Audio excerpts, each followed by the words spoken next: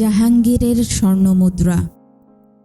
Hello, Pradosh মিত্র আছেন? কথা বলছি। ধরুন, পানিহাটি থেকে কল আছে আপনার। হ্যাঁ, কথা বলুন। হ্যালো, কে? মিস্টার প্রদোষ মিত্র বলছি। আমার নাম শঙ্কর প্রসাদ চৌধুরী। আমি পানিহাটি থেকে বলছি। আমি অবশ্যই আপনার অপরিচিত, কিন্তু একটা বিশেষ অনুরোধ জানাতে আপনাকে টেলিফোন করছি। বলুন। আমার ইচ্ছা আপনি একবার এখানে আসেন। পানিহাটি? আগে হ্যাঁ, আমি এখানেই থাকি। গঙ্গার উপরে আমাদের একটা 100 বছরের পুরনো বাড়ি আছে, নাম অমরাবতী। এখানে সকলেই জানে আপনার কাজের সঙ্গে আমার যথেষ্ট পরিচয় আছে, এবং আপনারা যে 3 জন একসঙ্গে ঘোরাফেরা করেন তাও আমি জানি। আমি আপনাদের 3 জনকেই আমন্ত্রণ জানাচ্ছি।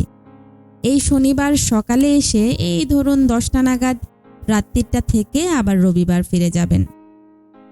কোনো অসুবিধায় পড়েছেন কি? মানে আমার পেশাটা তো জানেন। কোনো রহস্য? তা না হলে আপনাকে ডাকবো কেন বলুন? তবে সে বিষয়ে আমি ফোনে বলবো না, আপনি এলে বলবো। আমার বাড়িটা আপনাদের ভালোই লাগবে। ভালো ইলিশ মাছ খাওয়াবো। যদি ভিডিও ক্যাসেটে ছবি দেখতে চান তাও দেখাবো। আর তার উপরে আপনার মস্তিষ্ক খাটানোর খোরাকও জুটবে বলে মনে হয়। আমার অবশ্যই এমন এমনিতেও কোনো এঙ্গেজমেন্ট নেই। তাহলে চলে আসুন, দ্বিধা করবেন না। তবে একটা কথা। কি? এখানে আমি ছাড়াও কয়েকজন থাকবেন। গোড়ায় আমি কাউকে আপনার আসল পরিচয়টা দিতে চাই না, একটা বিশেষ কারণে। ছদ্মবেশ নিয়ে আসতে বলছেন? সেটার হয়তো প্রয়োজন নেই। আপনি তো ফিল্ম স্টার নন। যারা এখানে থাকবেন আমার বিশ্বাস তারা আপনার চেহারার সঙ্গে পরিচিত নন। আপনি শুধু আপনাদের 3 জনের জন্য ভূমিকা বেছে নেবেন। কী ভূমিকা সেটাও আমি সাজেস্ট করতে পারি। কী রকম?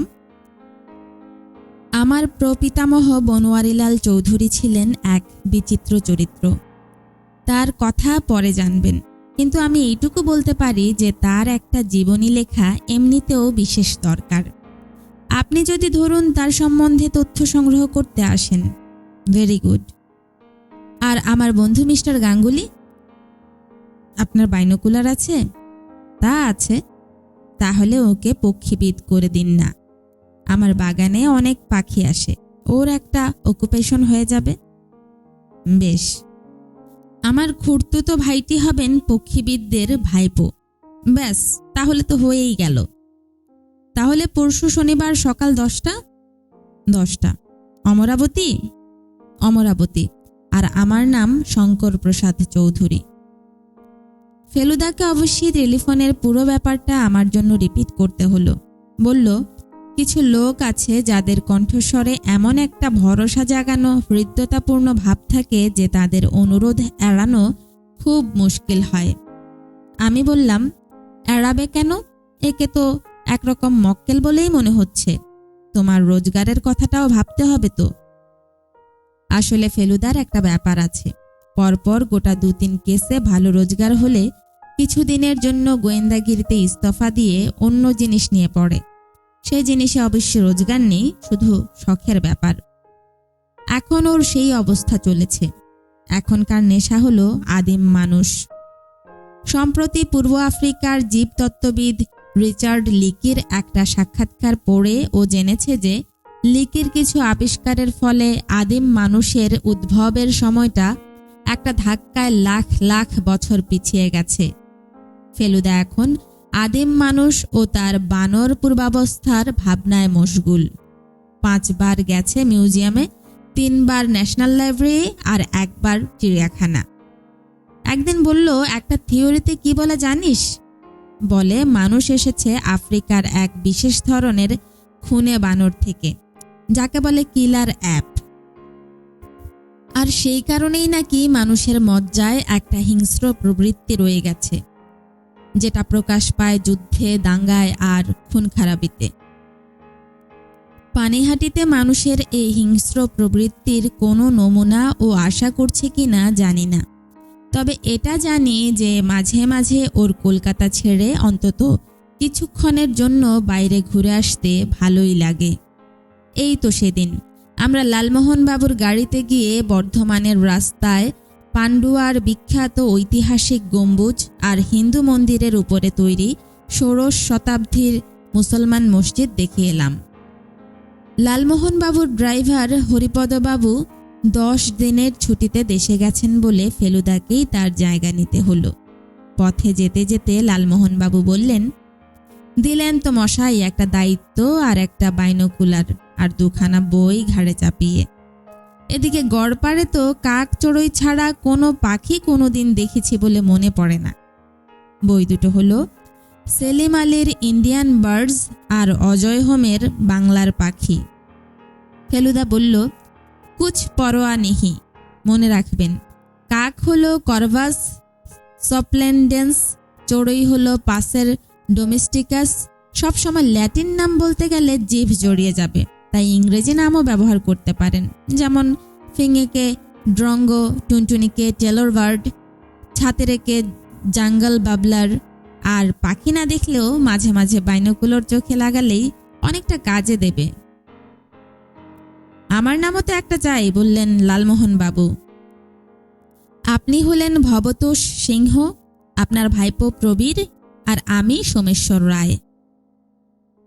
8:45 রওনা হয়ে আমরা 10:05 পানিহাটিতে শঙ্করপ্রসাদ চৌধুরীর বাড়ি অমরাবতীতে পৌঁছে গেলাম। আমাদের গাড়ি দেখে বন্দুকধারী গুর্খা দারোয়ান এসে বিকট ক্যাচ শব্দে লোহার গেট খুলে দিল। ফেলুদা বলে, গল্পের শুরুতেই একগাদা বর্ণনা হড়হড় করে ঢেলে দিলে পাঠক হাবুডুবু খায়। ওটা দিবি গল্পের ফাঁকে ফাঁকে, তাই শুধু বলছি, বিশাল জমির ওপর লাল বাড়িটা পেল্লায়, থমথমে আর অনেকটা বিলিতি কাসলের ধাঁচে তৈরি। বাড়ির দক্ষিণে ফুলবাগান, তারপরে গাছপালা রাখার কাচের ঘর, আর তারও পরে ফলবাগান। নুড়ি বিছানো প্যাঁচালো পথ দিয়ে আমরা সদর দরজায় পৌঁছলাম। বাড়ির মালিক গাড়ির শব্দ পেয়ে বাইরে এসে দাঁড়িয়েছিলেন। আমরা নামলে হেসে বললেন, ওয়েলকাম টু অমরাবতী। এর বর্ণনা হলো, মাঝারি হাইট, ফর্সা রং, বয়স 50-50, পরনে পায়জামা আর আদ্দির পাঞ্জাবি, পায়ে সুর তোলা লাল চটি, ডান হাতে চুরুট। আমার খুড়তুতো ভাই জয়ন্তও কাল এসেছে, তাকেও দলে টেনে নিয়েছি। অর্থাৎ সে আপনার আসল পরিচয় জানলেও অন্যদের সামনে প্রকাশ করবে না। অন্যরা কি এসে গেছেন? ফেলুদা জিজ্ঞেস করল। না, তারা আসবেন বিকেলে। চলুন একটু বসে জিরোবেন, আর সেই সুযোগে কিছু কথাও হবে। আমরা বাড়ির পশ্চিম দিকের বিরাট চওড়া বারান্দায় গিয়ে বসলাম। সামনে দিয়ে গঙ্গা বয়ে চলেছে, দেখলেও চোখ জুড়িয়ে যায়। অমরাবতীর প্রাইভেট ঘাটও দেখতে পাচ্ছি সামনে ডান দিকে। একটা তরুণের নিচ দিয়ে সিঁড়ি নেমে গেছে জল অবধি। ওই ঘাট কি ব্যবহার হয়? ফেলুদা জিজ্ঞেস করল। হয় বই কি, বললেন শঙ্করবাবু। আমার খুড়িমা থাকেন তো এখানে, উনি রোজ সকালে গঙ্গা স্নান করেন। উনি একা থাকেন এই বাড়িতে? একা কেন, আমিও তো 2 বছর হলো এখানেই থাকি। টিটাগড় আমার কাজের জায়গা। কলকাতায় আমহার্স্ট স্ট্রিটের বাড়ির চেয়ে এ বাড়ি অনেক কাছে হয়। আপনার খুড়িমার বয়স কত? 78। আমাদের পুরনো চাকর অনন্ত ওর দেখাশোনা করে।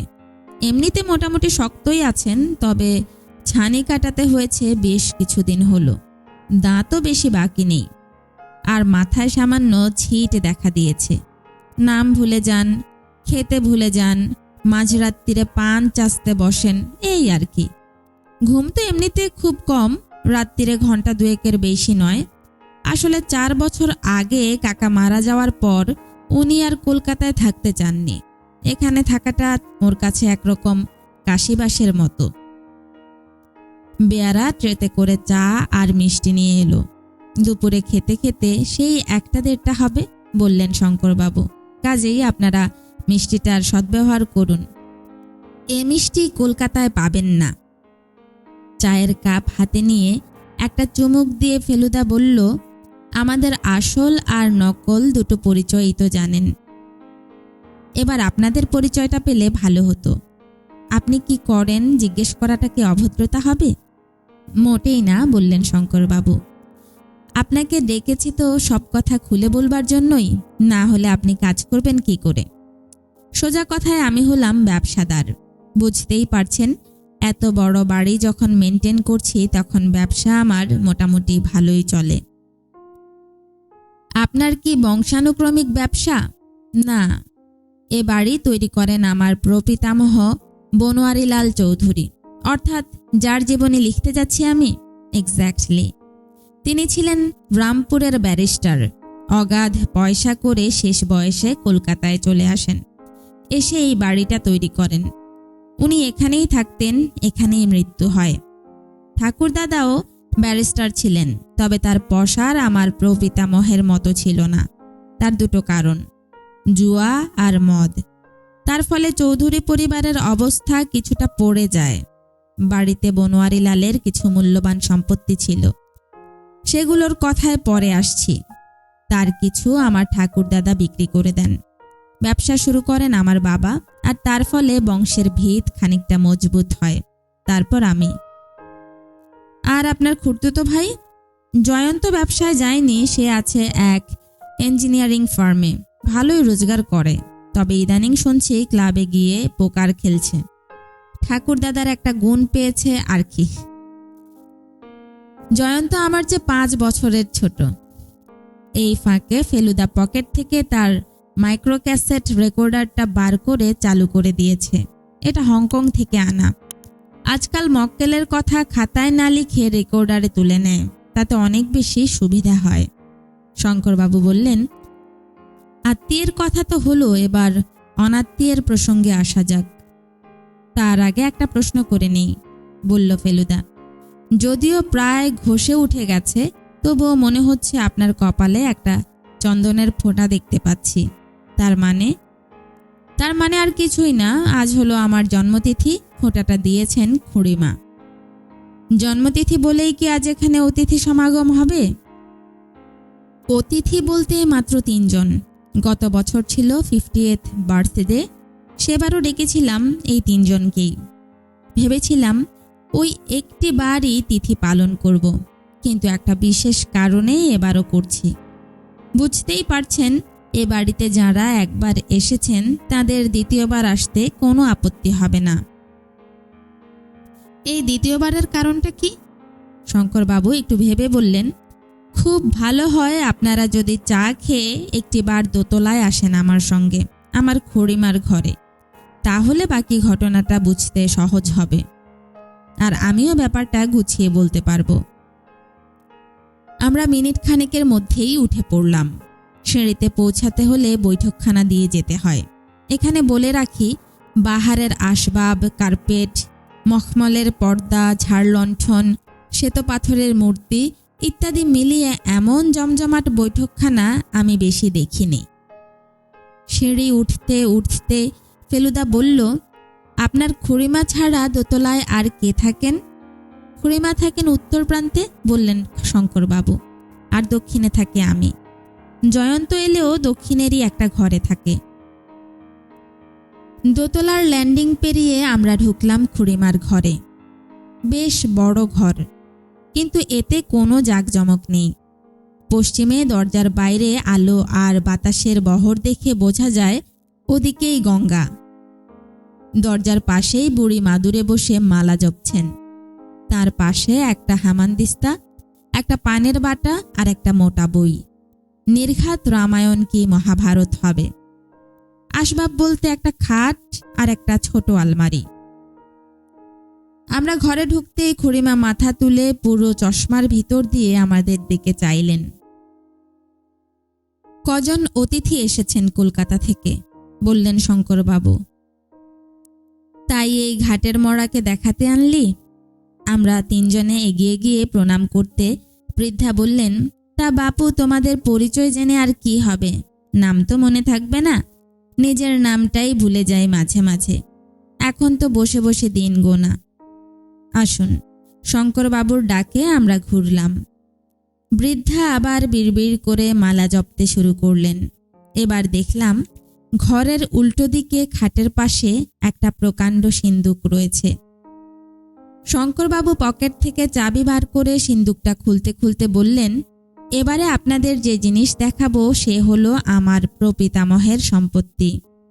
রামপুরে থাকতে বহু নবাব তালুকদার তার মক্কেল ছিলেন। এগুলো তাদের উপঢৌকন। এরই বেশ কিছু আমার ঠাকুরদাদা বিপাকে পড়ে বেচে দিয়েছিলেন। তবে তারপরেও কিছু আছে, যেমন এই যে দেখুন। শঙ্করবাবু একটা থলি বার করে তার মুখটা ফাঁক করে হাতের তেলোয় উপুর করলেন। ঝনঝন করে কিছু গোল চাকতি তেলোয় পড়ল। জাহাঙ্গীরের আমলের স্বর্ণমুদ্রা, বললেন শঙ্করবাবু। দেখুন, প্রত্যেকটিতে একটি করে রাশির ছবি খোদাই করা। এই জিনিস একেবারেই দুষ্প্রাপ্য। রাশিচক্র হলে 11টা কেন? ফেলুদা জিজ্ঞেস করল। 12টা হওয়া উচিত নয় কি? একটা মিসিং। আমরা পরস্পরের দিকে চাইলাম। আরও জিনিস আছে, বললেন শঙ্করবাবু। সেগুলো এই আইভরির বাক্সটার মধ্যে। সোনার উপর চুনি বসানো ইতালিয়ান নস্যির কৌটো, জেড পাথরে চুনি আর পান্না বসানো মোগল সুরাপাত্র, আংটি, লকেট। কিন্তু সেসব আপনারা দেখবেন আজ সন্ধ্যাবেলা সর্বসম্মুখে, এখন নয়। এর চাবি তো আপনার কাছেই থাকে? ফেলুদা জিজ্ঞেস করল। হ্যাঁ, আমার কাছেই। একটা ডুপ্লিকেট আছে, থাকে খুড়িমার আলমারিতে। কিন্তু সিন্দুক আপনার ঘরে নয় কেন? এই ঘরটা অতীতে ছিল আমার প্রপিতামহের ঘর। সিন্দুক তারই আমলের, ওটা আর সরাইনি। আর কড়া পাহারা আছে গেটে। এ ঘরে খুড়িমা প্রায় সর্বক্ষণ থাকেন, তাই এক হিসেবে ওটা এখানে যথেষ্ট সেফ। আমরা আবার নিচের বারান্দায় ফিরে এলাম। চেয়ারে বসার পর ফেলুদা টেপ রেকর্ডার চালু করে দিয়ে বলল, একটি মুদ্রা মিসিং হলো কি করে? সে কথাই তো বলছি, বললেন শঙ্করবাবু। 3 জনকে উইকেন্ডে নেমন্তন্ন করেছিলাম গত জন্মতিথিতে। একজন হলেন আমার বিজনেস পার্টনার নরেশ কাঞ্জিলাল, আরেকজন এখানকারই ডাক্তার অর্ধেন্দু সরকার, আর তৃতীয় ব্যক্তি হলেন কালীনাথ রায়। ইনি স্কুলে আমার সহপাঠী ছিলেন। 35 বছর পর আবার আমার সঙ্গে যোগাযোগ করেন। আমার প্রপিতামহের মহামূল্য সম্পত্তির কথা এরা সকলেই শুনেছিলেন, কিন্তু চোখে দেখেননি। আমার পরিকল্পনা অনুযায়ী রাত্রিরে ডিনারের পর জয়ন্ত সিন্দুক থেকে স্বর্ণমুদ্রার থলিটা বার করে নিচে বৈঠকখানায় আনে। কয়েনগুলো টেবিলের উপর ছড়িয়ে রেখেছি। সকলে ঘিরে দেখছে। এমন সময় হলো লোডশেডিং। ঘর অন্ধকার। এটা অবশ্যই অস্বাভাবিক ঘটনা নয়। চাকর 2 মিনিটের মধ্যে মোমবাতি নিয়ে আসলো। আমি কয়েনগুলো তুলে নিয়ে আবার সিন্দুকে রেখে এলাম। একটা যে কমে গেছে সেটা তখন খেয়াল করিনি। এমন যে হতে পারে কল্পনাও করিনি। পরদিন সকলে চলে যাবার পর মনে একটা খটকা লাগাতে সিন্দুক খুলে দেখি কর্কট রাশির মুদ্রাটি নেই। কয়েনগুলো আপনিই তুলে রেখেছিলেন? হ্যাঁ, আমি। ব্যাপারটা বুঝুন মিস্টার মিত্তির। 3 জন নিমন্ত্রিত, একজনকে 25 বছর চিনি, আমার বিজনেস পার্টনার। অর্ধেন্দু সরকার হলেন ডাক্তার, এবং ভালোই ডাক্তার। খড়দা টিটাগড় থেকে কল আসে ওর। আর কালীনাথ আমার বাল্যবন্ধু। কিন্তু এদের সকলকেই কি অনেস্ট লোক বলে জানেন আপনি? সেখানেই অবশ্যই গন্ডগোল। কাঞ্জিলালের কথা ধরুন। ব্যবসায় অনেকেই জেনে শুনে অসৎ পন্থা নেয়, কিন্তু কাঞ্জিলালের মতো এমন অম্লান বদনে নিতে আমি আর কাউকে দেখিনি। আমাকে ঠাট্টা করে বলে, তুমি ধর্মযাজক হয়ে যাও, তোমার দ্বারা ব্যবসা হবে না। আর অন্য 2 জন? ডাক্তারের কথা আমি জানি না। খুড়িমা মাঝে মাঝে বাতে ভোগেন, ডাক্তার এসে দেখে যান। এর বেশি জানি না। তবে কালীনাথ বোধ হয় গভীর জলের মাছ। 1 যুগ দেখা নেই। হঠাৎ একদিন টেলিফোন করে আমার কাছে এলো। বলল, বয়স যত বাড়ছে ততই পুরনো দিনের কথা মনে পড়ে, তাই একবার ভাবলাম তোমার সঙ্গে দেখা করি। আপনি তাকে দেখেই চিনেছিলেন? তা চিনেছিলাম। তাছাড়া স্কুলের বহু পুরনো গল্প করল। সে যে আমার সহপাঠী তাতে সন্দেহ নেই। গোলমালটা হচ্ছে সে যে এখন কি করে তা কিছুতেই ভেঙে বলল না। জিজ্ঞেস করলেই বলে, ধরে নাও তোমারই মতো ব্যবসা করে। এদিকে গুণ যে নেই তা নয়, খুব আমোদে রসিক লোক। স্কুলে থাকতে ম্যাজিক দেখাতো, এখনও সে অভ্যাসটা রেখেছে। হাত সাফাই রীতিমতো ভালো। আপনার ভাইও তো অন্ধকারের মধ্যে ঘরে ছিলেন। সে ছিল, তবে সে তো এই জিনিস আগে দেখেছে, তাই সে টেবিলের কাছে ছিল না। নিয়ে থাকলে ওই তিনজনের একজনই নিয়েছে। তারপর আপনি কি করলেন? কি আর করতে পারি বলুন? এমন লোক আছে যারা এই অবস্থায় সোজাসুজি পুলিশ ডেকে তিনজনের বাড়ি সার্চ করাতো, কিন্তু আমি পারিনি। ওই তিনজনের সঙ্গে বসে কত ব্রিজ খেলেছি, আর তাদের একজনকে বলবো চোর? তার মানে স্রেফ হজম করে গেলেন ব্যাপারটা? স্রেফ হজম করে গেলাম। ফলে এখনো কেউ জানেই না যে আমি ব্যাপারটা টের পেয়েছি। সেই ঘটনার পরেও তো এদের সঙ্গে দেখা হয়েছে কতবার, কিন্তু কেউ তো কোনো রকম অস্বস্তি বা অপরাধ বোধ করেছে বলে মনে হয়নি। অথচ আমি জানি যে এই তিনজনের মধ্যেই একজন দোষী, একজন চোর। আমরা তিনজনেই চুপ। ঘটনাটা অদ্ভুত, তাতে সন্দেহ নেই, কিন্তু এই অবস্থায় কি করা যায়? আমার মনের প্রশ্নটা ফেলুদাই করল। শঙ্করবাবু বললেন, এরা জানে যে আমি এদের সন্দেহ করি না, তাই এদের আবার ডেকেছি, এবং আজ রাত্রে আমি আবার এদের সামনে বনোয়ারিলালের কিছু মূল্যবান জিনিস বার করব। মাসখানেক থেকে ঘড়ির কাঁটায় কাঁটায় সন্ধ্যা 7টায় লোডশেডিং হচ্ছে এখানে। তার ঠিক আগে আমি জিনিসগুলো টেবিলে সাজাবো। ঘর আবার অন্ধকার হবে। আশা করছি সেই অন্ধকারে চোরের প্রবৃত্তি আবার মাথাচাড়া দিয়ে উঠবে। সব মিলিয়ে এই সম্পত্তির মূল্য 40-50 লাখের কম নয়। হয়তো আমার ভুল হতে পারে, কিন্তু আমার বিশ্বাস চোর লোভ সামলাতে পারবে না। চুরির পর আপনি আপনার আসল ভূমিকায় অবতীর্ণ হবেন। তখন প্রদোষ মিত্তিরের কাজ হবে চোর ধরা এবং চোরাই মাল বার করা। ফেলুদা বলল, আপনার ভাই এ সম্বন্ধে কি বলেন? সেও তো কাল অবধি কিছুই জানত না, বললেন শঙ্করবাবু। কাল আপনাকে ইনভাইট করার পরে ওকে বলি। উনি কি বললেন? খুব চোটপাট করলো। বলল, তুমি একদিন চেপে রেখেছো ব্যাপারটা, তখনই পুলিশে খবর দেওয়া উচিত ছিল। 1 বছর পরে কি মিস্টার মিত্তির কিছু করতে পারবেন, ইত্যাদি। একটা কথা বলবো মিস্টার চৌধুরী? বলুন। আপনি মানুষটা এত নরম বলেই কিন্তু চোরটার সুযোগটা নিয়েছিল। অতিথিকে চুরির অপবাদ দিতে সবাই পেছপা হতো না, সেটা জানি। সেজন্যই তো আপনাকে ডাকা। আমি যেটা পারিনি সেটা আপনি পারবেন। সর্ষে বাটা দিয়ে চমৎকার গঙ্গার ইলিশ সমেত দুপুরের খাওয়াটা হলো ফার্স্ট ক্লাস। জয়ন্তবাবুর সঙ্গে আলাপ হলো খাবার টেবিলে। তিনি মাঝারি হাইটের চেয়েও কম, বেশ সুস্থ সবল মানুষ। শঙ্করবাবুর পার্সোনালিটি এর নেই, কিন্তু বেশ হাসি খুশি চালাক চতুর লোক। খাবার পর শঙ্করবাবু বললেন, আপনাদের এখন আর ডিস্টার্ব করব না, যা মন চায় করুন, আমি একটু গড়িয়ে নিই। বিকেলে চায়ের সময় বারান্দায় আবার দেখা হবে। আমরা জয়ন্তবাবুর সঙ্গে বাড়ির আশপাশটা ঘুরে দেখব বলে বেরোলাম। পশ্চিম দিকে একটানা একটা নিচু থামওয়ালা পাঁচিল চলে গেছে নদীর ধার দিয়ে। পাঁচিলের পরেই জমি ঢালু হয়ে নেমে গেছে জল অবধি। এই পাঁচিলই বাকি 3 দিকে হয়ে গেছে 1.5 মানুষ উঁচু। জয়ন্তবাবুর ফুলের শখ, তাই তিনি আমাদের বাগানে নিয়ে গিয়ে গোলাপ সম্বন্ধে একটা ছোটখাটো বক্তৃতা দিয়ে দিলেন। গোলাপ যে 300 রকমের হয় তাই প্রথম জানলাম। বাড়ির উত্তরে গিয়ে দেখলাম সেদিকে আরেকটা গেট রয়েছে। শহরের কোথাও যেতে হলে এই গেটটাই নাকি ব্যবহার করা হয়। আরেকটা সিঁড়িও রয়েছে এদিকে। জয়ন্তবাবু বললেন, খুঁড়িমা মানে ওর মা গঙ্গা স্নানে যেতে ওটাই ব্যবহার করেন। একতলায় নদীর দিকে আর গঙ্গার দিকে চওড়া বারান্দা, দুদিক দিয়েই সিঁড়ি রয়েছে নিচে নামার জন্য। দেখা শেষ হলে পর আমরা ঘরে ফিরে এলাম। জয়ন্তবাবু কাচের ঘরে চলে গেলেন অর্কিড দেখার জন্য। আমাদের থাকার জন্য একতলায় একটা প্যাসেজের একদিকে পরপর 2টো ঘর দেওয়া হয়েছে। উল্টো দিকে আরও 3টে পাশাপাশি ঘর দেখে মনে হলো তাতেই বোধহয় 3 জন অতিথি থাকবেন।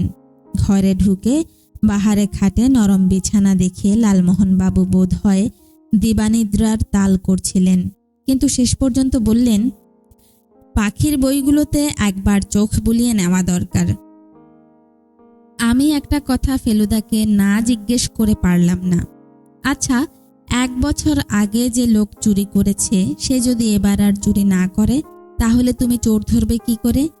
ফেলুদা বলল, সেটা এই 3 ভদ্রলোককে স্টাডি না করে বলা শক্ত। যার মধ্যে চুরির প্রবৃত্তি রয়েছে তার সঙ্গে আর 5টা অনেস্ট লোকের একটা সূক্ষ্ম তফাৎ থাকা উচিত। চোখ কান খোলা রাখলে সে তফাৎ ধরা পড়তে পারে। ভুলিস না যে লোক চুরি করে তার বাইরেটা যতই পালিশ করা হোক না কেন, তাকে আর ভদ্রলোক বলা চলে না। সত্যি বলতে কি, ভদ্রলোক সাজার জন্য তাকে যথেষ্ট অভিনয় করতে হয়। বিকেলে পরপর 2টো গাড়ির আওয়াজ পেয়ে বুঝলাম অতিথিরা এসে গেছেন। বারান্দায় চায়ের আয়োজন হলে পরে শঙ্করবাবুই আমাদের ডেকে নিয়ে গেলেন 3 গেস্টের সঙ্গে আলাপ করানোর জন্য। ডাক্তার সরকার 1 মাইলের মধ্যে থাকেন। ইনি হেঁটেই এসেছেন। বছর 50 বয়স, চোখে চশমা, মাথার চুল পাতলা হয়ে এসেছে। গোঁফটা কাঁচা হলেও কানের পাশের চুলে পাক ধরেছে। নরেশ কাঞ্জিলাল বিরাট মানুষ। ইনি স্যুটটাই পরে সাহেব সেজে এসেছেন। ফেলুদার পরিচয় জেনে বললেন, বনোয়ারিলালের জীবনী লেখার কথা আমি শঙ্করকে অনেকবার বলেছি। আপনি এই কাজের ভারটা নিয়েছেন জেনে খুশি হলাম। হি ওয়াজ এ রিমার্কেবল ম্যান। মজার লোক হলেন কালীনাথ রায়। এর কাঁধে একটা ব্যাগ ঝুলছে, তাতে হয়তো ম্যাজিকের সরঞ্জাম থাকতে পারে। লালমোহনবাবুর সঙ্গে পরিচয় হতেই বললেন, পক্ষীবিদ যে মুরগির ডিম পকেটে নিয়ে ঘোরে তা তো জানতুম না মশাই। কথাটা বলেই খপ করে লালমোহনবাবুর পাঞ্জাবির পকেটে হাত ঢুকিয়ে একটা মুরগির ডিমের সাইজের মসৃণ সাদা পাথর বার করে দিয়ে আক্ষেপের সুরে বললেন, এ হে হে হে, এই যে দেখছি পাথর। আমি তো ফ্রাই করে খাবার মতলব করেছিলাম। কথা হলো রাত্রিরে খাবার পর কালীনাথবাবু তার হাত সাফাই দেখাবেন। সূর্য হেলে পড়েছে, গঙ্গার জল চিকচিক করছে, ঝিরঝিরে হাওয়া। তাই বোধ হয় নরেশবাবু আর কালীনাথবাবু নেমে গেলেন বাইরের শোভা উপভোগ করতে। লালমোহনবাবু কিছুক্ষণ থেকেই উসখুস করছিলেন। এবার বাইনোকুলার বার করে উঠে পড়ে বললেন, দুপুরে যেন একটা প্যারাডাইজ ফ্লাই ক্যাচারের ডাক শুনেছিলুম। দেখি তো পাখিটা আশেপাশে আছে কিনা। ফেলুদার গম্ভীর মুখ দেখে আমিও হাসিটা কোনো মতে চেপে গেলাম। ডাক্তার সরকার চায়ে চুমুক দিয়ে শঙ্করবাবুর দিকে ফিরে বললেন, আপনার ভ্রাতাটিকে দেখছি না, সে কি বাগানে ঘুরছে নাকি? ওর ফুলের নেশার কথা তো আপনি জানেন। ওকে তো বলেছি মাথায় টুপি না পরে যেন রোদে না ঘোরেন। সে আদেশ তিনি মেনেছেন কি? জয়ন্ত কি ডাক্তারের আদেশ মানার লোক? আপনি তাকে চেনেন না? ফেলুদা যে চারমিনার হাতে আর চোখে ডাক্তারের কথাবার্তা হাবভাব লক্ষ্য করে যাচ্ছে সেটা বেশ বুঝতে পারছি। আপনার খুড়িমা কেমন আছেন? শঙ্করবাবুর দিকে ফিরে জিজ্ঞেস করলেন ডাক্তার সরকার। এমনিতে তো ভালোই, বললেন শঙ্করবাবু, তবে অরুচির কথা বলছিলেন যেন। আপনি একটু ঢোঁ মেরে আসুন না। তাই যাই। ডাক্তার সরকার চলে গেলেন খুড়িমাকে দেখতে।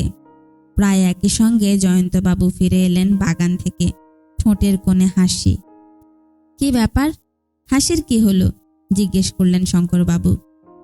জয়ন্তবাবু টিপট থেকে কাপে চা ঢেলে নিয়ে ফেলুদার দিকে ফিরে বললেন, আপনার বন্ধু কিন্তু চোখে বাইনোকুলার লাগিয়ে বেদম অভিনয় করে যাচ্ছেন পক্ষীবিদের। ফেলুদাও হেসে বললেন, অভিনয় তো আজ সকলকেই করতে হবে অল্প বিস্তর। আপনার দাদার পরিকল্পনাটাই তো নাটকীয়। জয়ন্তবাবু গম্ভীর হয়ে গেলেন। আপনি কি দাদার পরিকল্পনা অ্যাপ্রুভ করেন? আপনি করেন না বলে মনে হচ্ছে, বলল ফেলুদা। মোটেই না, বললেন জয়ন্তবাবু। আমার ধারণা চোর অত্যন্ত শেয়ানা লোক। সে কি আর বুঝবে না যে তার জন্য ফাঁদ পাতা হচ্ছে? সে কি জানে না যে দাদা একদিনে টের পেয়েছে যে সিন্ধুকের একটি মূল্যবান জিনিস গায়েব হয়ে গেছে? সবই বুঝি, বললেন শঙ্করবাবু, কিন্তু তাও আমি ব্যাপারটা ট্রাই করে দেখতে চাই। ধরে নাও এটা আমার গোয়েন্দা কাহিনী প্রীতির ফল। তুমি কি সিন্ধুকের বাকি সব জিনিসই বার করতে চাও? না, শুধু ইটালিয়ান নস্যির কৌটো আর মোগলাই সুরাপাত্র। ডাক্তার সরকার খুড়িমাকে দেখতে গেছেন। উনি এলেই তুমি উপরে গিয়ে জিনিস দুটো বার করে আনবে, আমি পকেটে রেখে দেব। এই নাও চাবি। জয়ন্তবাবু অনিচ্ছার ভাব করে চাবিটা নিলেন। মিনিট 5 মধ্যে ডাক্তার সরকার ফিরে এলেন। ভদ্রলোক হেসে বললেন, দিব্যি ভালো আছেন আপনার খুড়িমা, বারান্দায় বসে দুধ ভাত খাচ্ছেন। আপনাদের আরও অনেক দিন জ্বালাবেন। জয়ন্তবাবু চুপচাপ উঠে পড়লেন। কি বসে আছেন চেয়ারে? ফেলুদার দিকে ফিরে বললেন ডাক্তার সরকার, চলুন একটু হাওয়া খাবেন। এ হাওয়া কলকাতায় পাবেন না। শঙ্করবাবু সমেত আমরা 4 জনই সিঁড়ি দিয়ে নামলাম। বাঁয়ে চেয়ে দেখি লালমোহনবাবু বাগানের মাঝখানে একটা শ্বেতপাথরের মূর্তির পাশে দাঁড়িয়ে চোখে বাইনোকুলার লাগিয়ে এদিক ওদিক দেখছেন। পেলেন আপনার প্যারাডাইজ ফ্লাই ক্যাচারের দেখা? জিজ্ঞেস করল ফেলুদা। না, তবে এইমাত্র একটা জঙ্গল বাবলার দেখলাম মনে হলো। এখন পাখিদের বাসায় ফেরার সময়, বলল ফেলুদা। এরপরে পেঁচা ছাড়া আর কিছুই দেখতে পাবেন না। বাকি দুজনে গেলেন কোথায়? বাড়ির সামনের দিকে কি না কাচের ঘরের পেছনে ফল বাগানে? শঙ্করবাবুর বোধ হয় একই প্রশ্ন মনে জেগেছিল, কারণ উনি হাঁক দিয়ে উঠলেন, কই হে নরেশ, কালীনাথ গেলে কোথায়? একজনকে দেখলুম এদিকে সিঁড়ি দিয়ে বাড়ির ভেতর ঢুকতে। বললেন লালমোহনবাবু। কোনজন? প্রশ্ন করলেন শঙ্করবাবু। বোধ হয় সেই ম্যাজিশিয়ান ভদ্রলোক। কিন্তু লালমোহনবাবু ভুল দেখিয়েছিলেন। বাড়ি থেকে বেরিয়ে এলেন কালীনাথ বাবু নয়, নরেশ কাঞ্জিলাল। সন্ধ্যের দিকে ঝপ করে টেম্পারেচারটা পড়ে, বললেন কাঞ্জিলাল, তাই আলোয়ানটা চাপিয়ে এলাম। আর কালীনাথ? প্রশ্ন করলেন শঙ্করবাবু। সে তো বাগানে নেমেই আলাদা হয়ে গেল। বলছিল শুকনো ফুলকে টাটকা করে দেবার একটা ম্যাজিক দেখাবে। তাই মিস্টার কাঞ্জিলালের কথা আর শেষ হলো না, কারণ সেই সময় বুড়ো চাকর অনন্ত চিৎকার শোনা গেল, দাদাবাবু! অনন্ত গঙ্গার দিকে বারান্দায় সিঁড়ি দিয়ে নেমে অত্যন্ত ব্যস্তভাবে ছুটে এলো আমাদের দিকে। কি হলো অনন্ত? শঙ্করবাবু উদ্বিগ্ন প্রশ্ন করে এগিয়ে গেলেন। ছোট দাদাবাবু অজ্ঞান হয়ে পড়ে আছেন দোতলায়। দোতলার সিঁড়ি দিয়ে উঠে ল্যান্ডিং পেরিয়েই খুড়িমার ঘর, সেটা আগেই বলেছি। জয়ন্তবাবু সেই ঘরের চৌকাঠের হাত 3 এদিকে চিত হয়ে পড়ে আছেন। তার মাথার পিছনের মেঝেতে খানিকটা রক্ত চুইয়ে পড়েছে। ডাক্তার সরকার দ্রুত সিঁড়ি দিয়ে উঠে সবচেয়ে আগে পৌঁছে জয়ন্তবাবুর নাড়ি টিপে ধরলেন। ফেলুদাও প্রায় একই সঙ্গে পৌঁছে জয়ন্তবাবুর পাশে হাঁটু গেড়ে বসেছে। তার মুখ গম্ভীর, কপালে খাঁজ। কি মনে হচ্ছে? চাপা গলায় প্রশ্ন করলেন শঙ্করবাবু। পালস সামান্য দ্রুত, বললেন ডাক্তার সরকার। মাথার জখমটা? মনে হচ্ছে পড়ে গিয়েছে। এই সময় খালি মাথায় রোদে ঘোরা ডেঞ্জারাস, সেটা অনেকবার বলেছি ওকে। কনকাশন? সেটা তো পরীক্ষা না করে বলা সম্ভব না। আজ আবার আমি যন্ত্রপাতি কিছুই আনিনি সঙ্গে। একবার হাসপাতালে নিয়ে যেতে পারলে ভালো হতো। তাই করুন না, গাড়ি তো রয়েছে। ভদ্রলোক বেশ ভালোভাবেই অজ্ঞান হয়েছেন, কারণ ফেলুদা সমেত 4 জন ধরাধরি করে গাড়িতে তোলার সময়ও তার জ্ঞান হলো না। সিঁড়ি দিয়ে নামার সময় অবশ্যই কালীনাথ বাবুর সঙ্গেও দেখা হলো। বললেন, আমি জাস্ট ওষুধটা খাবার জন্য ঘরে গেছি, আর তার মধ্যে এই কাণ্ড। আমি সঙ্গে আসবো কি? শঙ্করবাবু ডাক্তারকে জিজ্ঞেস করলেন। কোনো দরকার নেই, বললেন ডাক্তার সরকার। আমি হাসপাতাল থেকে আপনাকে ফোন করব। গাড়ি চলে গেল। এই দুর্ঘটনার জন্য শঙ্করবাবু প্ল্যান যে ভেস্তে গেল সেটা বুঝতে পারছি। বেচারি ভদ্রলোকের জন্মতিথিতে এমন একটা ঘটনা ঘটার জন্য আমারও খারাপ লাগছিল। আমরা সবাই এসে বসবার ঘরে বসেছিলাম। প্রায় সঙ্গে সঙ্গে ফেলুদা কেন যে আমি আসছি বলে উঠে গেল তা জানি না। অবশ্যই মিনিট 2 মধ্যে আবার ফিরে এলো। শঙ্করবাবু অতিথিদের সামনে যথাসম্ভব স্বাভাবিক হাসি খুশি ব্যবহার করছিলেন। এমনকি তার আশ্চর্য প্রপিতামহ সম্বন্ধে অদ্ভুত সব ঘটনাও বলছিলেন, কিন্তু আমি বুঝতে পারছিলাম যে সেটা করতে তার বেশ বেগ পেতে হচ্ছে। প্রায় ঘণ্টাখানেক এইভাবে চলার পর হাসপাতাল থেকে ডাক্তার সরকারের ফোন এলো। জয়ন্তবাবুর জ্ঞান হয়েছে, তিনি অনেকটা ভালো, মনে হচ্ছে কাল সকালেই আসতে পারবেন। এই সুখবরের পর অবশ্যই ঘরের আবহাওয়াটা খানিকটা হালকা হলো, কিন্তু আমি জানি যে শঙ্করবাবুর মোটেই ভালো লাগছে না, কারণ চোরের রহস্য রহস্যই থেকে যাবে। খাওয়া দাওয়ার পর ভিডিও ক্যাসেটের ছবি দেখতে চাই কি না জিজ্ঞেস করাতে আমরা সকলেই না বললাম। এ অবস্থায় ফুর্তি চলে না, তাই ম্যাজিকও বাদ পড়ল। সকলকে গুড নাইট জানিয়ে নিজেদের ঘরে আসতেই আমি যে প্রশ্নটা ফেলুদাকে করব ভাবছিলাম সেটা লালমোহনবাবু করে ফেললেন। আপনি তখন ফস করে বেরিয়ে কোথায় গেলেন মশাই? খুড়িমার ঘরে। খুড়িমাকে দেখতে গেছিলেন? অবিশ্বাসের সুরে প্রশ্নটা করলেন লালমোহনবাবু। সেই সঙ্গে অবশ্যই সিন্ধুকের হাতল ধরে একটা টানও দিয়ে এলাম। খোলা নাকি? বন্ধ। সেটাই স্বাভাবিক। যেভাবে ঘরের দরজার দিকে পা করে পড়েছিলেন ভদ্রলোক, তাতে মনে হয় ঘরে ঢোকার আগেই পড়েছেন। কিন্তু চাবিটা কোথায় ফেলুদা? আমি জিজ্ঞেস করলাম। প্রশ্নটা কিছুক্ষণ থেকেই আমার মাথায় ঘুরছিল। ফেলুদা বলল, শঙ্করবাবু হয়তো দুর্ঘটনায় ওটার কথা ভুলেই গিয়েছিলেন। কথাটা বলতে বলতেই শঙ্করবাবু এসে ঢুকলেন আমাদের ঘরে। দেখুন তো কি বিশ্রী ব্যাপার ঘটে গেল, বললেন ভদ্রলোক। জয়ন্তর আর একবার এরকম হয়েছিল। ওর ব্লাড প্রেশারটা একটু বেশি নেমে যায় মাঝে মাঝে। ফোনে আর কি বললেন ডাক্তার সরকার? সেটাই তো বলতে এলাম। তখন লোকজনের সামনে বলিনি, চাবির কথাটা তো গোলমালে ভুলেই গিয়েছিলাম। এখন কি হয়েছে জানেন তো? ডাক্তারকে জিজ্ঞেস করতে বললেন জয়ন্তর কাছে চাবি ছিল না, হয়তো অজ্ঞান হবার সময় হাত থেকে পড়ে গেছে। আপনি খুঁজছেন চাবি? তন্ন তন্ন করে। সিঁড়ি, ল্যান্ডিং, সদর দরজার বাইরে কোথাও বাদ দিইনি। সে চাবি হাওয়া। যাগে, ডুপ্লিকেট আছে তো, বললেন ফেলুদা। ও নিয়ে ভাববেন না। তা না হয় ভাবব না, গম্ভীরভাবে বললেন শঙ্করবাবু। কিন্তু রহস্য তো দূর হলো না, চোর তো অজ্ঞাতেই রয়ে গেল। আর আপনাকে একটা মাথা খেলানোর সুযোগ দেব ভেবেছিলাম, সেটাও তো হলো না। তাতে কি হলো? ফেলুদা বলল, এখানে এসে লাভ হয়েছে বিস্তর। একে এরকম বাড়ি, তার উপর আপনার আতিথেয়তা। শঙ্করবাবু যাবার আগে বলে গেলেন যে সকালে 6:30টায় চা দেবে আর 8টায় ব্রেকফাস্ট। এটা অ্যাটেম্পটেড মার্ডার নয় তো মশাই?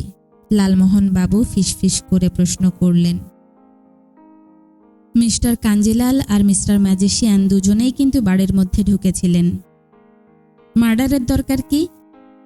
কার্যসিদ্ধির জন্য তো শুধু অজ্ঞান করলেই চলে। কার্যসিদ্ধি? জয়ন্তবাবুকে অজ্ঞান করে তার হাত থেকে চাবিটা নিয়ে সিন্দুক খুলে যা বার করবার করে আবার হাতে চাবি গুজে দিয়ে চলে আসা। সর্বনাশ, এটা তো খেয়াল হয়নি আমার। আমি বললাম, তাই যদি হয়ে থাকে তাহলে তো এখন 3 জনের জায়গায় সাসপেক্ট মাত্র 2 জন, কাঞ্জিলাল আর কালীনাথ।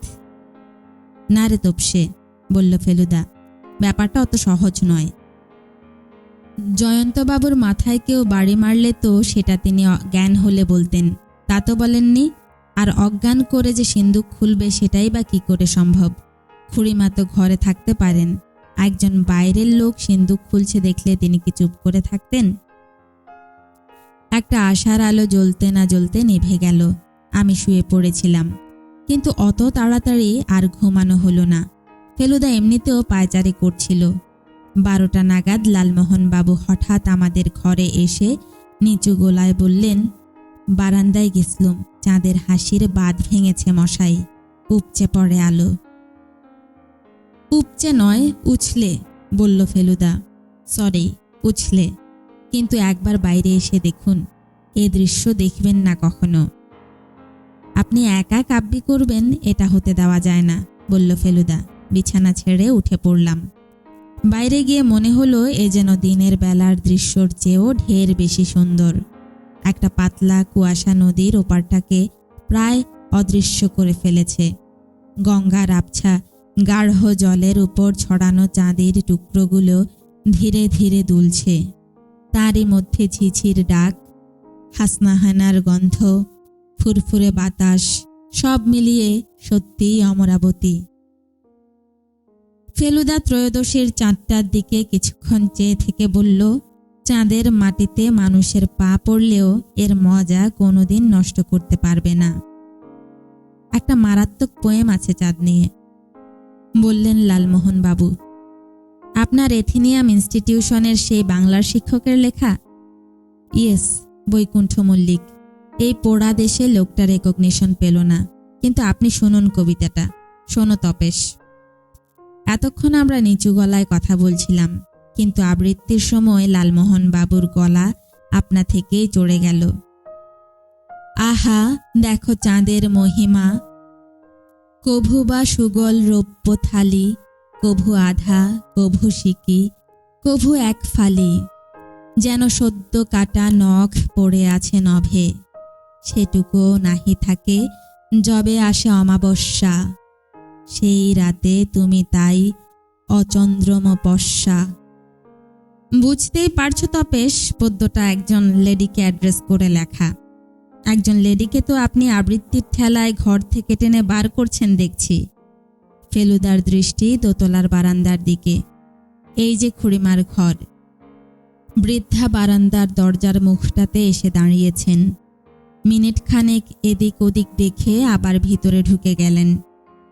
এরপরে আমরা ঘাটের সিঁড়িতে গিয়ে বসেছিলাম আধ ঘন্টা। মন মেজাজ তাজা, রাতের খাওয়া হজম। তারপর এক সময় ফেলুদা তার হাত ঘড়ির রেডিয়াম ডায়াল চোখের সামনে ধরে বলল, 1:45। আমরা তিনজনেই উঠে পড়লাম, আর তিনজনেই একসঙ্গে শুনলাম শব্দটা। সেটা যেন আসছে বাড়ির দোতলা থেকেই। খট খট খট খট, ঠং খট খট। আমরা ঘাটের সিঁড়ি দিয়ে উপরে উঠে এলাম। শীত কাটছে নাকি মশাই? লালমোহন বাবু ফিসফিস করে জিজ্ঞেস করলেন। আলো জ্বলছে, আওয়াজটা আসছে ওই ঘর থেকে। খট খট খট খট, ঠং ঠং। কিন্তু এই ঘর ছাড়াও আরেকটা ঘরে আলো জ্বলছে, দক্ষিণ দিকের ঘরটা। খোলা জানলা দিয়ে দেখা যাচ্ছে একজন লোক দাঁড়িয়ে হাত পা নেড়ে উত্তেজিতভাবে কথা বলছে। এবার লোকটা ঘর থেকে বেরিয়ে গেল। মিস্টার কাঞ্জিলাল, বলল ফেলুদা, ওটাই শঙ্করবাবুর ঘর। এই মাঝরাত্রিরে কি আলোচনা মশাই? লালমোহন বাবু প্রশ্ন করলেন। জানি না, বলল ফেলুদা। ব্যবসা সংক্রান্ত কিছু হবে। আপনাদেরও ঘুম আসছে না? নতুন গলা পেয়ে চমকে উঠে দেখি ম্যাজিশিয়ান কালীনাথ বাবু। ভদ্রলোক সিঁড়ি দিয়ে নেমে এলেন। খটখট শব্দটা এখনো হয়ে চলেছে। কালীনাথ বাবুর ঘাড় ঘুরে গেল সেই দিকে। কিসের শব্দ বুঝতে পারছেন তো? প্রশ্ন করলেন ভদ্রলোক। হামানদিস্তা কি? ফেলুদা বলল। ঠিক বলেছেন, এই মাঝরাত্রিরে বুড়ি পান ছাঁচতে বসেন। এ শব্দ আগেও পেয়েছি। কথাটা বলে হাতের তেলোর আড়ালে দেশলাই জ্বালিয়ে সিগারেট ধরিয়ে ফেলুদার দিকে একটা শিয়ানা দৃষ্টি দিয়ে বললেন, বানোয়ারিলালের জীবনী লেখার জন্য গোয়েন্দার দরকার হলো কেন? আমি তো লালমোহন বাবুর মুখ হা হয়ে গেছে। ফেলুদা একটু হালকা হেসে বলল, যাক, অন্তত একজন আমার আসল পরিচয়টা জানে দেখে ভালোই লাগলো। তা জানবে না কেন মিস্টার মিত্তির? এ শর্মা অনেক ঘাটের জল খেয়েছে, অনেক কিছু দেখে শুনে চোখ কান দুইই খুলে গেছে। ফেলুদা এক দৃষ্টে চেয়ে আছে ভদ্রলোকের দিকে। তারপর বলল, আপনি কি রহস্যই করবেন না খুলে বলবেন? খুলে আর কজনে বলতে পারে মিস্টার মিত্তির? স্পষ্ট বক্তা আর কজনে হয়? বেশিরভাগই তো মুখ চোরা। আর দুঃখের বিষয়, আমিও যে সেই দলেই পড়ি। আপনি গোয়েন্দা, খুলে বলার কাজ হলো আপনার। তবে আপনাকে আমি একটা কথা বলতে চাই। এখানে এসে আপনার পেশাটাকে কাজে লাগানোর কথা ভুলে যান। অমরাবতীতে এসেছেন, 2 দিন ফুর্তি করে গঙ্গার হাওয়া খেয়ে ফিরে যান, নইলে বিপদে পড়তে পারেন। আপনার উপদেশের জন্য ধন্যবাদ। কালীনাথ বাবু নিজের ঘরে ফিরে গেলেন। লোকটা অনেক কিছু জানে বলে মনে হচ্ছে, চাপা গলায় বললেন লালমোহন বাবু। একটা জিনিস তো জানতেই পারে, বলল ফেলুদা। কি? আমরা দুজনে একসঙ্গে জিজ্ঞেস করলাম। চুরিটা কে করেছিল? কে করেছিল সে তো ওর পাশেই দাঁড়িয়েছিল। আমি বললাম, কিন্তু সেটা তো উনি নিজেও করে থাকতে পারেন, উনি তো হাত সাফাই জানেন। এক্স্যাক্টলি, বলল ফেলুদা। 6:30টায় বেডটি না দিলে হয়তো ঘুম ভাঙতে আরো দেরি হতো, কিন্তু ফেলুদাকে দেখে মনে হলো সে অনেকক্ষণ আগেই উঠেছে। জিজ্ঞেস করাতে বলল, শুধু উঠেছি নয়, এর মধ্যে একটা চক্করও মেরে এসেছি। কোথায়? শহরের দিকে। কি দেখলে? কি দেখলাম না সেটাই বড় কথা। কিছু বুঝতে পারলে? পানিহাটিতে আসা বৃথা হয়নি, এটা বুঝেছি। লালমোহন বাবু এসে বললেন, এমন সলিড ঘুম নাকি ওর অনেক দিন হয়নি। খুড়িমার উঠতে দেরি দেখে তিনিও খুব সলিড ঘুমিয়েছেন বলে মনে হচ্ছে, বলল ফেলুদা। আমি বললাম, সেটা আবার কি করে জানলে? অনন্তকে জিজ্ঞেস করেছিলাম। সে বলল, মা ঠাকরুন এখনো গঙ্গা স্নানে যাননি। এমনিতে 6টার মধ্যে নাকি ওর গঙ্গা স্নান সারা হয়ে যায়। আমরা 3জন বারান্দায় গিয়ে বসেছিলাম। মিনিট 10-এর মধ্যে শঙ্করবাবু এসে পড়লেন, স্নান টান সেরে ফিটফাট। আমি কিন্তু ধরা পড়ে গেছি মিস্টার চৌধুরী, বলল ফেলুদা। আপনার বাল্যবন্ধু আমায় চিনে ফেলেছেন। সে কি? আপনি ঠিকই বলেছিলেন, ভদ্রলোক গভীর জলের মাছ। তাহলে কি বলছেন আপনার পরিচয়টা দিয়েই দেব? তাহলে কিন্তু সেই সঙ্গে আপনার পরিচয় জানিয়ে দিতে হবে আপনি কেন আমাকে ডেকেছেন। অর্থাৎ এতদিন যে কথাটা চেপে রেখেছিলেন সেটা প্রকাশ করতে হবে। শঙ্করবাবুর কপালে আবার দুশ্চিন্তার রেখা দেখা দিল। 5 মিনিটের মধ্যেই কাঞ্জিলাল আর সোমনাথ বাবু বারান্দায় এসে পড়লেন। আর তার প্রায় সঙ্গে সঙ্গেই বাইরে একটা গাড়ির আওয়াজ পাওয়া গেল। কাঞ্জিলাল আর কালীনাথ বারান্দায় রয়ে গেলেন। আমরা 4 জন সদর দরজায় গিয়ে হাজির হলাম। লাল ক্রসমারা একটা কালো অ্যাম্বাসাডর থেকে নামলেন জয়ন্তবাবু আর ডাক্তার সরকার। জয়ন্তবাবুর মাথার পিছনের চুল খানিকটা কামিয়ে সেখানে প্লাস্টার লাগানো হয়েছে। জয়ন্তবাবু নেমেই তার দাদার কাছে ক্ষমা চাইলেন। ভেরি সরি, তোমার জন্মতিথিতে এমন একটা অঘটন ঘটিয়ে ফেললাম। আসলে প্রেশারটা। কোনো চিন্তা নেই, বললেন ডাক্তার সরকার। আমি ওষুধ দিয়ে দিয়েছি, তবে রোদে বেশি ঘোরাঘুরি চলবে না। আপনারা চা খাবেন তো? বললেন শঙ্করবাবু। তাহলে মন্দ হতো না, চা পানের সময় পাইনি এখনো। এরা সব কোথায়? জয়ন্তবাবু জিজ্ঞেস করলেন। বারান্দায়, বললেন শঙ্করবাবু। জয়ন্তবাবু আর ডাক্তার সরকার বারান্দার দিকে চলে গেলেন। চলুন সকলে একসঙ্গে বসা যাক, ফেলুদার দিকে ফিরে বললেন শঙ্করবাবু। দাঁড়ান, আগে একটা কাজ সেরে নেওয়া দরকার। ফেলুদা কথাটা বেশ জোরের সঙ্গেই বলল। কি কাজের কথা বলছে ও? কাজ? শঙ্করবাবু একটু যেন অবাক হয়েই জিজ্ঞেস করলেন। আপনার খুড়িমার কাছে সিন্দুকের যে ডুপ্লিকেট চাবিটা আছে সেটা চাইলে পাওয়া যাবে নিশ্চয়ই? তা নিশ্চয়ই যাবে, কিন্তু একবার সিন্দুকটা খুলে দেখতে চাই। খুড়িমার ঘরে গিয়ে দেখি বুড়ি গামছা নিয়ে স্নানে বেরোচ্ছেন। আজ তোমার এত দেরি? শঙ্করবাবু প্রশ্ন করলেন। আর বলিস না, চোখ মেলে দেখি ঝাঁ ঝাঁ রোদ, এক এক দিন কি যে হয়। তোমার চাবি গোছাটা একবার দিতে হবে খুড়িমা, সিন্দুকটা খুলব। কিন্তু তোর কাছে যে আমারটা খুঁজে পাচ্ছি না। খুড়িমা আলমারি খুলে চাবির গোছা বার করে দিয়ে চলে গেলেন। শঙ্করবাবু সিন্দুকের দিকে এগিয়ে গেলেন, আর সেই ফাঁকে কেন জানি ফেলুদা হামানদিস্তাটা হাতে নিয়ে একবার নেড়ে চেড়ে দেখল। সর্বনাশ! শঙ্করবাবুর চিৎকারে চমকে লালমোহনবাবু সেলিম আলীর বইটা হাত থেকে ফেলেই দিলেন। থলি বাক্স কিছুই নেই, বলল ফেলুদা। শঙ্করবাবুর ফ্যাকাশে মুখ দিয়ে কথাই বেরোচ্ছে না। ওটা বন্ধ করুন, বলল ফেলুদা। তারপর চলুন নিচে যাওয়া যাক, সত্য উদ্ঘাটনের সময় এসেছে। আমার আসল পরিচয়টা সকলকে জানিয়ে দিন এবং কতকগুলো প্রশ্ন করব সেটাও জানিয়ে দিন।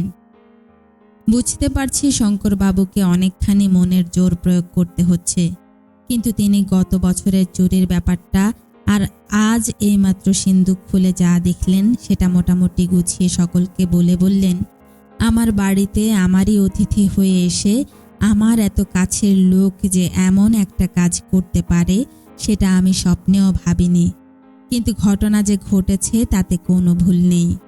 আর সেই কারণেই আমি কলকাতার স্বনামধন্য ইনভেস্টিগেটর প্রদোষ মিত্রকে ডেকেছি এর কিনারা করার জন্য। ইনি তোমাদের কয়েকটা প্রশ্ন করবেন, আশা করি তোমরা তার ঠিক জবাব দেবে। সকলে চুপ। কার মনে কি প্রতিক্রিয়া হচ্ছে দেখে বোঝার উপায় নেই। ফেলুদা শুরু করল। প্রথম প্রশ্নটা ডাক্তার সরকারকে, আর সেটা যাকে বলে অপ্রত্যাশিত। ডাক্তার সরকার, আপনাদের এই পানিহাটিতে কটা হাসপাতাল আছে? একটাই, বললেন ডাক্তার সরকার। তার মানে সেখানেই আপনি নিয়ে গিয়েছিলেন জয়ন্তবাবুকে, আর সেখান থেকেই কাল রাত্রে ফোন করেছিলেন। হঠাৎ এ প্রশ্ন কেন জানতে পারি কি? কারণ আজ সকালে আমি যে হাসপাতালে গিয়েছিলাম জয়ন্তবাবু সেখানে যাননি। ডাক্তার সরকার হাসলেন। কাল রাত্রে যে আমি হাসপাতাল থেকে ফোন করেছিলাম সে কথা তো আমি শঙ্করবাবুকে বলিনি।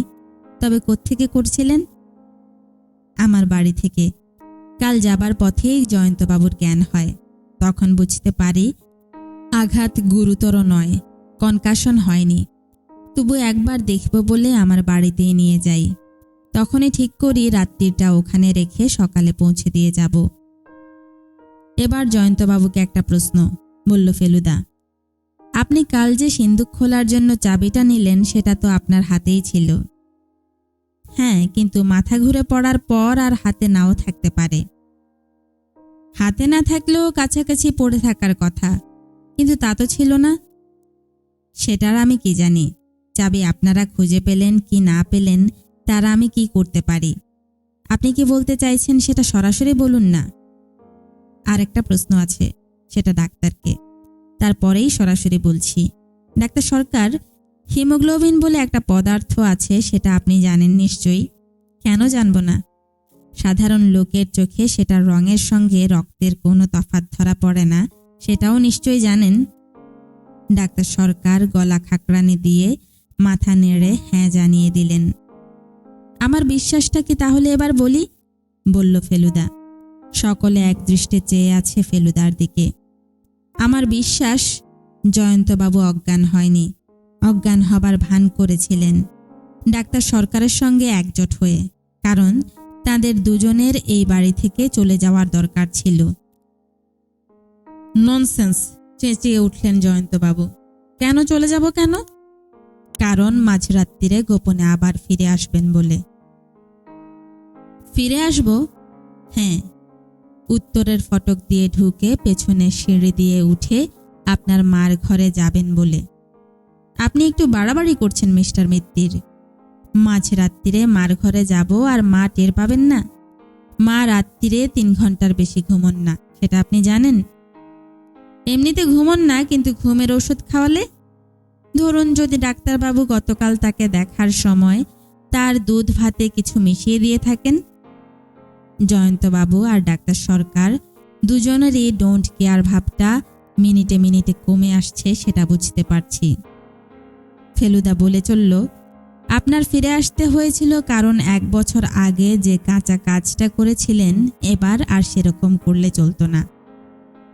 শঙ্করবাবুর পুরো প্ল্যানটাই ভেস্তে দিয়ে মাঝরাত্রিরে এসে চুরিটা সারাটা দরকার ছিল। সে চুরি ধরা পড়ত কবে তার কোনো ঠিক নেই। অবশ্যই চাবি আপনার কাছে ছিল না, তাই আপনার মার আলমারি থেকে ডুপ্লিকেট বার করে নিতে হয়েছিল। সেই সময় আমার এই বন্ধুর আবৃত্তি শুনে আপনি কিঞ্চিত বিচলিত হয়ে পড়েন, তাই গায়ে একটা থান জড়িয়ে দরজার মুখে এসে প্রমাণ করতে হয়েছিল যে আপনার মা জেগেই আছেন। Everything is all right. তারপরে আমাদের মনে এই ধারণা বদ্ধমূল করার জন্য হামানদিস্তা পিটাতে শুরু করলেন। এতেও আমার সন্দেহ হয়েছিল, কারণ হামানদিস্তায় পান থাকলে শব্দটা হয় একটু অন্যরকম। এটা ছিল ফাঁকা শব্দ। সবই বুঝলাম মিস্টার মিত্তির, বললেন জয়ন্তবাবু, কিন্তু তারপর চাবি দিয়ে সিন্দুক খোলা। আপনি কোন অপরাধে আমাকে অভিযুক্ত করছেন মিস্টার মিত্তির? অজ্ঞান হবার ভান করা? আমার মাকে ঘুমের ওষুধ দেওয়া, রাত্রিরে ফিরে এসে ডুপ্লিকেট চাবি বার করে সিন্দুক খোলা। তার মানে এর সবগুলোই করেছেন, স্বীকার করছেন তো? এর কোনোটার জন্য শাস্তি হয় না সেটা আপনি জানেন। আসল ব্যাপারটায় আসছেন না কেন আপনি? ঘটনা যে দুটো জয়ন্তবাবু, একটা তো নয়। আগে প্রথম ঘটনাটা সেরে নি, 1 বছর আগের চুরি। সেটা আপনি সারবেন কি করে মিস্টার মিত্তির? আপনি কি অন্তর্যামী? আপনি তখন কোথায়? আমি ছিলাম না ঠিকই, কিন্তু অন্য লোক তো ছিল। যিনি চুরি করেছিলেন তার ঠিক পাশেই লোক ছিল। তাদের মধ্যে অন্তত একজন কি টের পেয়ে থাকতে পারেন না? এবারে শঙ্করবাবু কথা বললেন। তিনি বেশ উত্তেজিত। এটা আপনি কি বলছেন মিস্টার মিত্তির? চুরি হয়েছে সেটা জানবে অথচ আমায় বলবে না, আমার এত কাছের লোক হয়ে? ফেলুদা এবার ম্যাজিশিয়ান কালীনাথ বাবুর দিকে ঘুরল। আপনি কাল রাত্রিরে কি বিপদের কথা ভেবে আমাকে তদন্ত বন্ধ করতে বলেছিলেন সেটা বলবেন কালীনাথ বাবু? কালীনাথ বাবু হেসে বললেন, অপ্রিয় সত্য প্রকাশ করায় বিপদ নেই। শঙ্করের মনের অবস্থাটা ভেবে দেখুন তো। না, বিপদ নেই, দৃঢ় স্বরে বললেন শঙ্করবাবু। অনেকদিন ব্যাপারটা ধামাচাপা রয়েছে, এবার প্রকাশ হওয়াই ভালো। তুমি যদি কিছু জেনে থাকো তো বলে ফেলো কালীনাথ। সেটা বোধ হয় ওর পক্ষে সহজ নয় মিস্টার চৌধুরী, বলল ফেলুদা। কারণ তদন্তে চোর ধরা পড়লে যে ওরও বিপদ হতো। এই 1টা বছর যে উনি চোরকে নিংড়ে শেষ করেছেন। ব্ল্যাকমেল? ব্ল্যাকমেল শঙ্করবাবু। সেটা উনিও স্বীকার করবেন না, চোরও স্বীকার করবেন না। অবশ্যই চোরের যে দোসর আছে সেটা সম্ভবত কালীনাথবাবু জানতেন না। উনি একজনকেই লক্ষ্য করেছিলেন, কিন্তু আমার ধারণা এই অনবরত ব্ল্যাকমেইলিংয়ের ঠেলায় দ্বিতীয় চুরিটা প্রয়োজন হয়ে পড়েছিল। আর তাই ভুল ভুল, তার স্বরে চেঁচিয়ে উঠলেন জয়ন্তবাবু। সিন্দুক থেকে যা নেবার তা আগেই নেওয়া হয়ে গেছে। বানোয়ারি লালের আর একটা জিনিসও তাতে নেই, সিন্দুক খালি। তার মানে আমার বাকি অভিযোগ সবই সত্যি। কিন্তু কাল রাত্রিরে কুকীর্তিটা কে করেছে সেটা বলছেন না কেন? সেটাও বলছি, কিন্তু তার আগে আপনার স্পষ্ট স্বীকারোক্তিটা চাই। আপনি বলুন জয়ন্তবাবু, ডাক্তার সরকার আর আপনি মিলে গত বছর 12টার মধ্য থেকে একটি স্বর্ণমুদ্রা সরিয়েছিলেন কিনা? জয়ন্তবাবুর মাথা হেঁট হয়ে গেছে। ডাক্তার সরকার 2 হাতে রগ টিপে বসে আছেন। আমি স্বীকার করছি, বললেন জয়ন্তবাবু। ফেলুদা পকেট থেকে টেপ রেকর্ডারটা বার করে চালু করে আমার হাতে দিয়ে দিল। আমি দাদার কাছে ক্ষমা চাইছি। সেই স্বর্ণমুদ্রা ডাক্তার সরকারের কাছেই আছে, সেটা ফেরত দেওয়া হবে। আমাদের দুজনেরই অর্থাভাব হয়েছিল। একটার জায়গায় 12টার পুরা সেটটা বিক্রি করলে প্রায় 100 গুণ বেশি দাম পাওয়া যেত। তাই বাকি 11টা নেবার কথা ভাবছিলেন? স্বীকার করছি, কিন্তু চোর আরও আছে মিস্টার মিত্তির। যে লোক ব্ল্যাকমেল করতে পারে সে লোক চুরি করতে পারে, বলল ফেলুদা। কিন্তু তিনি চুরি করেননি। তাহলে? প্রশ্ন করলেন শঙ্করবাবু। ওগুলো সরিয়েছেন প্রদোষ মিত্র। ফেলুদা ঘর থেকে বাকি মাল এনে টেবিলের উপর রাখল। সকলের মুখ হাঁ হয়ে গেল। এই হলো বানোয়ারি লালের বাকি সম্পত্তি, বলল ফেলুদা। মেঝেতে চাবি না পেয়ে এবং রক্তের বদলে হিমোগ্লোবিন দেখে মনে ঘোর সন্দেহ উপস্থিত হয়। তাই যখন আপনাকে ধরাধরি করে নিচে নিয়ে যাচ্ছিলাম তখন বাধ্য হয়েই আমাকে পিক পকেটের ভূমিকা অবলম্বন করতে হয়েছিল। ভাগ্য ভালো যে চাবিটা ছিল আপনার প্যান্টের ডান পকেটে, বাঁ পকেটে থাকলে পেতাম না। আপনাকে নিয়ে যাবার পর বৈঠকখানায় এসে বসি। তখনই এক ফাঁকে বেরিয়ে গিয়ে আমি সিন্দুক খুলে জিনিসগুলো বার করে আমার ঘরে রেখে দিই। আমি জানতাম যে বিপদের আশঙ্কা আছে। এই নিন আপনার চাবি মিস্টার চৌধুরী। এবার কি করা হবে সেটা আপনিই স্থির করুন। আমার কাজ এখানেই শেষ।